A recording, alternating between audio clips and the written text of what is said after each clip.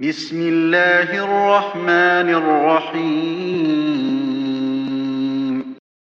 طلب العلم فريضة على كل مسلم ومسلمة. Est-ce que Iblis il fait partie des anges ou bien des djinns? Cette question elle est citée dans les livres de Tafsir. Lui-même Ibn Kathir, dans son livre Al-Bidaya wa Nihaya, le début et la fin, il cite les deux avis. Premier avis, Iblis est un ange et il ramène les preuves des savants qui ont choisi cet avis. Deuxième avis, Iblis est un djinn et il cite les preuves du deuxième avis des savants qui sont la majorité. Et puis après, il choisit lui-même un avis et il fait du pour et du contre. Pourquoi cet avis est plus authentique que l'autre, etc., etc. Et il détaille bien la mas'ala. Quand on analyse les deux avis, on voit que le premier avis, comme quoi Iblis est un ange, il est basé sur des textes qui sont faibles, des athars qui sont faibles, comme ça a été rapporté selon Ibn Abbas. Quand tu regardes la chaîne de transmission, tu vois que beaucoup de savants ont rendu les athars, les textes faibles. Alors que le deuxième avis, il est plus puissant. Il est basé sur plus de preuves du Coran ainsi que de la Sunna. Et l'avis de dire que Iblis est un djinn est l'avis de la majorité des savants. Pourquoi? Pourquoi ce serait celui-là l'avis le plus plausible? Pour plusieurs points. Premier point, c'est que Allah subhanahu wa ta'ala dans le Coran, il nous parle d'Iblis dans beaucoup de versets. Et quand il parle d'Iblis, qu'est-ce qu'il nous dit? Illa Iblisa kana min al-jinn. Donc premièrement, Allah il nous cite que Iblis il faisait partie des djinns. C'est clair, net. Illa Iblisa kana min al-jinn. Et dans le Coran, on voit qu'Allah subhanahu wa ta'ala a créé les êtres humains de tin, d'argile, il a créé les djinns de feu et il a créé les anges de lumière. Donc, si Iblis fait partie des djinns, ça veut dire qu'il a été créé de feu. Naam.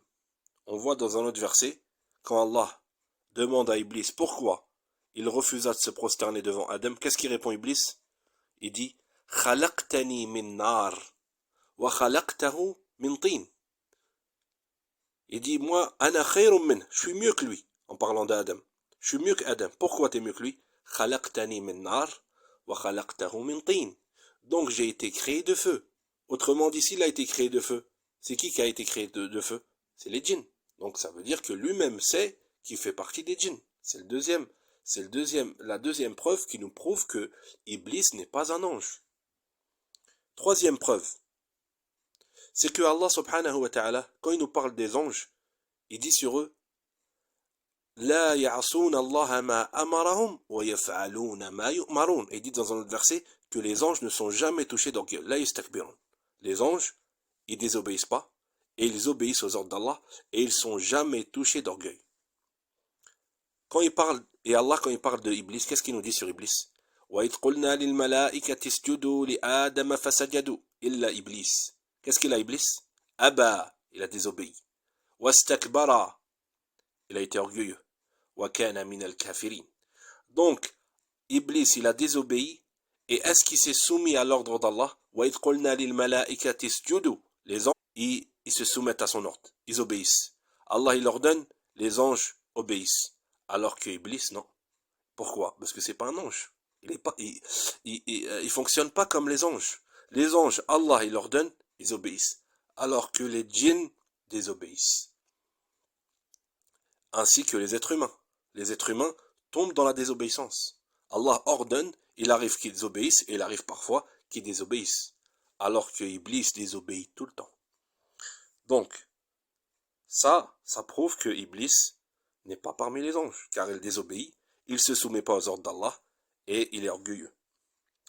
Allah il nous parle aussi dans un autre verset, où il dit أَفَتَتَّخِذُونَهُ وَذُرِّيَّتَهُ أَوْلِيَاءَ مِن دُونِي وَهُمْ لَكُمْ عَدُوٌّ.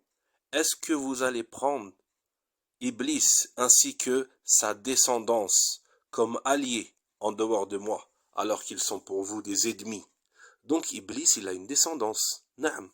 Iblis, roi Abul Jinn, c'est le père des djinns. tous les djinns sur terre, leur père c'est Iblis. Comme les êtres humains, tous les êtres humains sur terre, leur père c'est Adam. Donc Adam est le père des êtres humains et Iblis est le père des djinns. Il se peut qu'il y a parmi sa descendance des gens qui croient et des gens qui désobéissent, des gens qui croient et des gens qui mécroient. Comme il y a dans la descendance d'Adam des gens qui croient et des gens qui mécroient. وهكذا. La descendance de Iblis, tous les ulama sont d'accord pour dire que les djinns sont créés de feu et les djinns font partie de la descendance de Iblis. Donc l'avis le plus plausible, c'est de dire que Iblis fait partie des djinns.